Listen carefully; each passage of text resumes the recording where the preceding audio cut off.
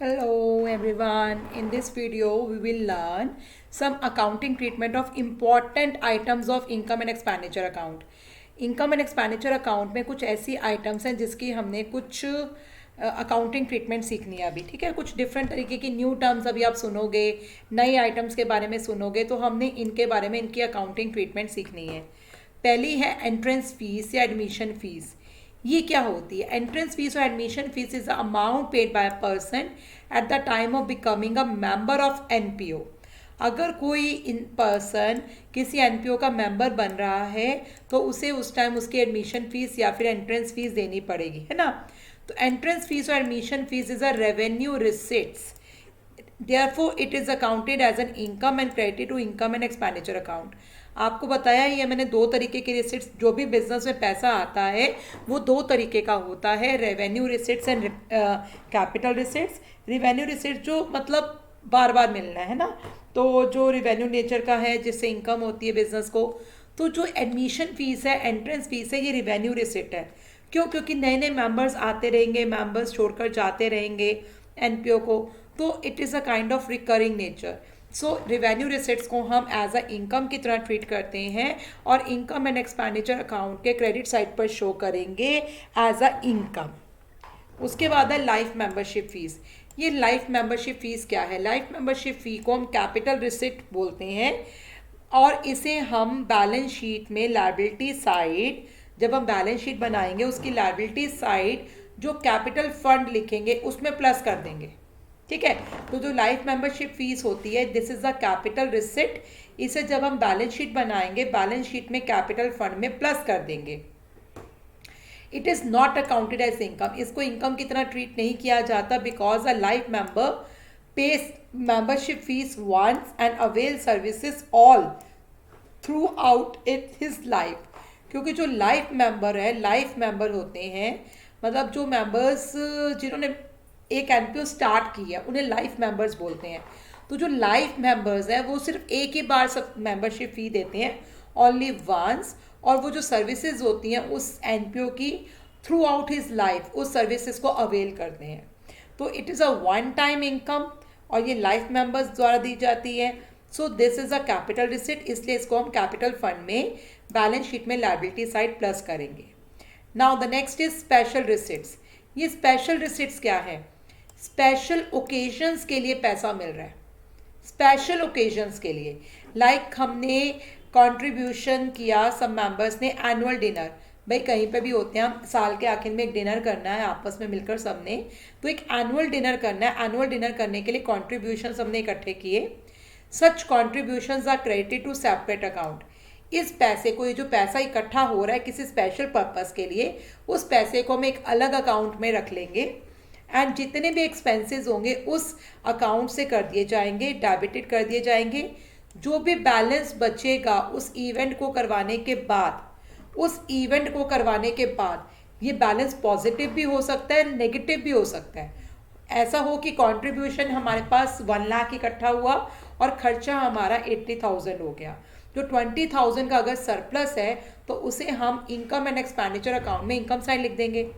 वहीं अगर हमारा कंट्रीब्यूशन 1 लाख है लेकिन खर्चा हमारा 1,10,000 हो गया, तो जो 10,000 का डेफिशिट है इसे हम अपने इनकम एंड एक्सपेंडिचर अकाउंट में एक्सपेंडिचर साइड लिख देंगे, ठीक है। तो बेसिकली बात यह है किसी स्पेशल ओकेजन से रिलेटेड हमारे पास पैसा इकट्ठा हो रहा है, उस पैसे को हमने अलग अकाउंट में रखा, सारे खर्चे उस अकाउंट से किए। अगर हमारे पास पॉजिटिव बैलेंस बच रहा है तो उसे हम इनकम एंड एक्सपेंडिचर अकाउंट में इनकम साइड लिख देंगे, और अगर नेगेटिव बैलेंस है तो उसे इनकम एंड एक्सपेंडिचर अकाउंट में एक्सपेंडिचर साइड लिख देंगे, डेफिशिट अगर तो। डोनेशंस। डोनेशंस क्या है? कोई भी एक चैरिटेबल इंस्टीट्यूशन होता है उसको डोनेशंस तो मिलती रहती हैं टाइम टू टाइम। डोनेशंस जो मिलती रहती हैं, जनरल डोनेशंस भी हो सकती हैं, स्पेसिफिक डोनेशंस भी हो सकती हैं। अब जनरल डोनेशंस क्या है? जनरल डोनेशंस वो डोनेशन है जिसमें डोनर स्पेसिफाई नहीं करता कि आपने पैसा किस पर्पस के लिए यूज़ करना है। समझ लीजिए मैंने किसी एनजीओ को डोनेट किया, पैसा डोनेट किया, बस डोनेट कर दिया, ये नहीं बताया उनको कि आप इस पैसे को इस जगह यूज़ करना, जस्ट पैसा डोनेट कर दिया, तो जनरल डोनेशंस हैं। तो जो जनरल डोनेशंस मिलती हैं, इन जनरल डोनेशंस को हम इनकम एंड एक्सपेंडिचर अकाउंट में क्रेडिट साइड लिखते हैं एज इनकम, कि हमें इनकम हो रही है। वही अगर स्पेसिफिक डोनेशंस हो, स्पेसिफिक डोनेशंस मतलब कोई डोनेशन दे के गया लेकिन उसने ये बोल दिया कि इस पैसे को आप इसी पर्पस के लिए यूज़ करना, किसी और पर्पस के लिए यूज़ मत करना। जैसे समझ लीजिए कोई डोनर पैसा दे के गया, उसने कहा इस पैसे को आप लाइब्रेरी के लिए यूज़ करना, तो हम उस पैसे को लाइब्रेरी में ही यूज़ करेंगे। और जब तक वो पैसा लाइब्रेरी के लिए यूज़ नहीं हो जाता तब तक वो स्पेसिफिक डोनेशन कैपिटलाइज हो जाती है और बैलेंस शीट में लायबिलिटी साइड शो होती हैं।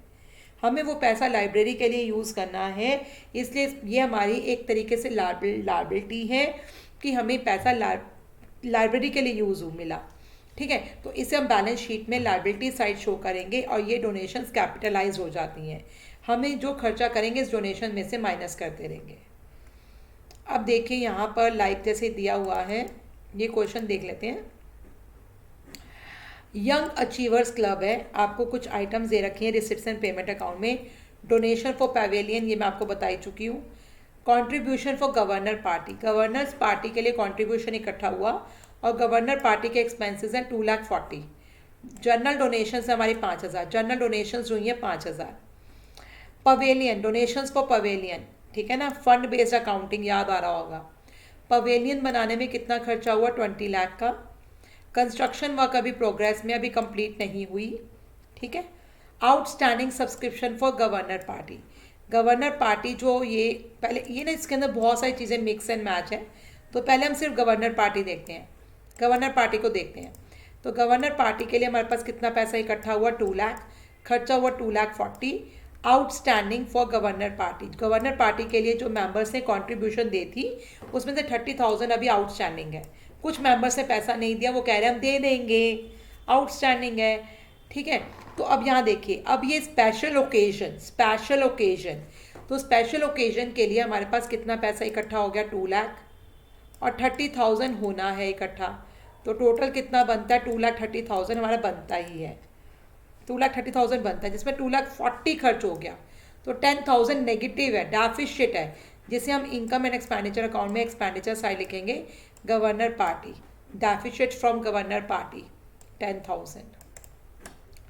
ये स्पेशल ओकेजन से होने वाले चीज़ खर्चा और स्पेशल ओकेजन से होने वाली इनकम थी, ये आपको समझ में आ गया। बाकी जो पवेलियन वाला है, पवेलियन फंड है, मैं आपको फंड बेस्ड अकाउंटिंग में ऑलरेडी करवा चुकी हूँ, तो वहाँ से देखिएगा पवेलियन वाला, पवेलियन फंड वाला। ठीक है।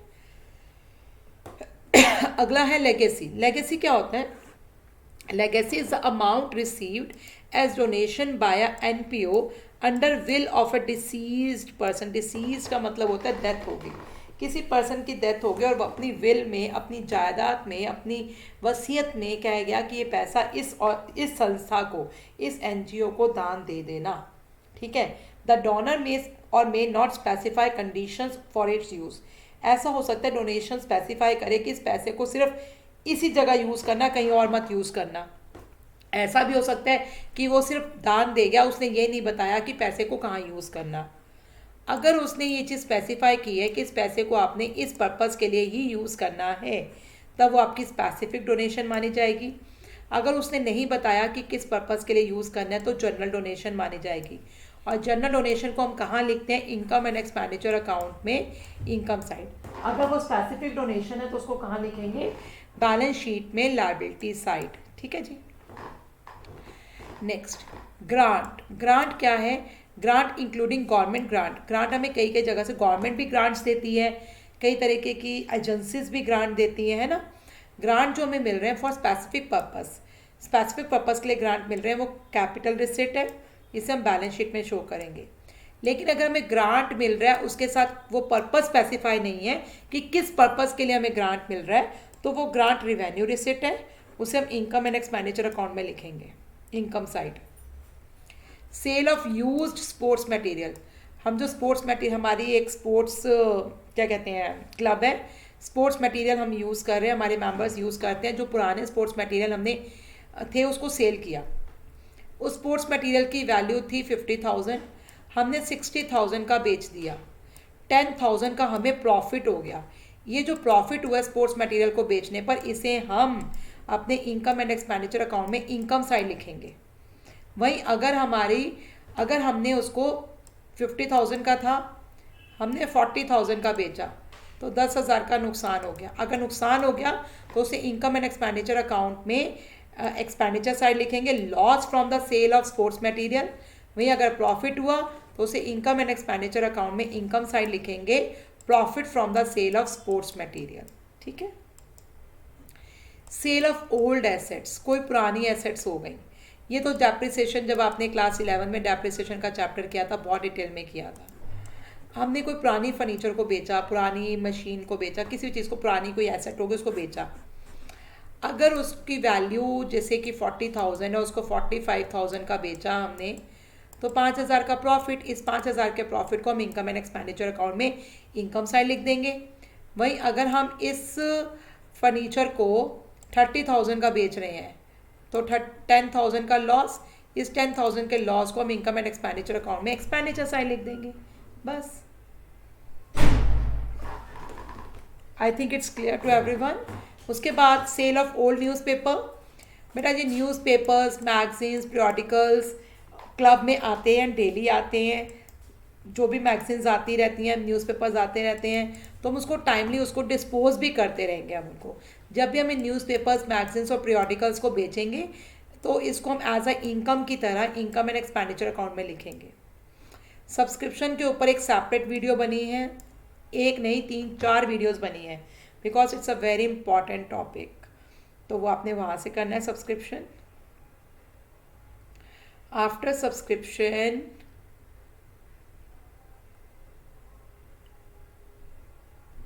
सो ऑनोरेरियम। ऑनोरेरियम क्या है? Honorarium is a token payment made to a person who has voluntarily undertaken a service which is normally rendered for a free. ठीक है। It is an expression of gratitude rather than a payment for the service. मतलब हम किसी ने हमारे लिए कुछ ऐसा काम किया, वॉलंटरीली काम किया, वो उसके लिए कुछ चार्ज नहीं कर रहा, हमने as a gratitude, as a respect उसको कुछ पे किया, as a respect, as a gratitude.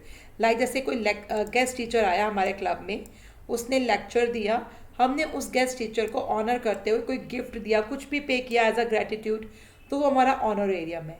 अगर ऑनोरेरियम हमें दिया हुआ है तो उसको इनकम एंड एक्सपेंडिचर अकाउंट में डेबिट साइड लिखेंगे।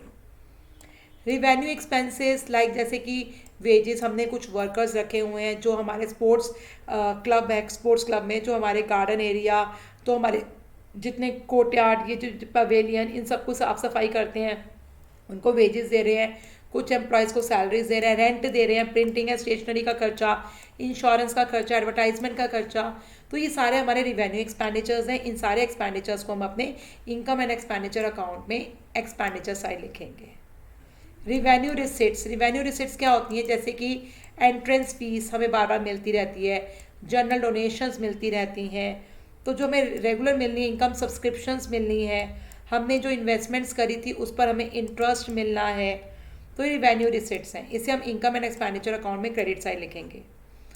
Capital expenditure. कैपिटल एक्सपेंडिचर वो एक्सपेंडिचर हैं जो वन टाइम किए जाएंगे। जैसे हमने फर्नीचर खरीदा, मशीन खरीदी, बिल्डिंग खरीदा, तो जो कैपिटल एक्सपेंडिचर जो वन टाइम किए जाएंगे कैपिटल एक्सपेंडिचर, इसे हम अपनी, जैसे हमने बुक्स खरीदी तो वो वन टाइम के लिए खरीदी जाएंगे बुक्स, उसे हम बैलेंस शीट में एसेट साइड लिखेंगे, क्योंकि कैपिटल एक्सपेंडिचर करने से हमारी एसेट्स क्रिएट होती हैं। ठीक है। और कैपिटल रिसिट्स को, कैपिटल रिसिट्स जैसे हमें लाइफ मेंबरशिप फीस मिली, हमें स्पेसिफिक पर्पस के लिए डोनेशन मिला, लेगेसी मिली, तो इसे हम बैलेंस शीट में लायबिलिटी साइड लिखेंगे। ठीक है। कॉस्ट ऑफ गुड्स कंज्यूम के ऊपर मैंने सेपरेट वीडियो बनाई है, वहाँ से देखिएगा। All topics are cover. तो अब हम नेक्स्ट वीडियो पे पढ़ते हैं उसके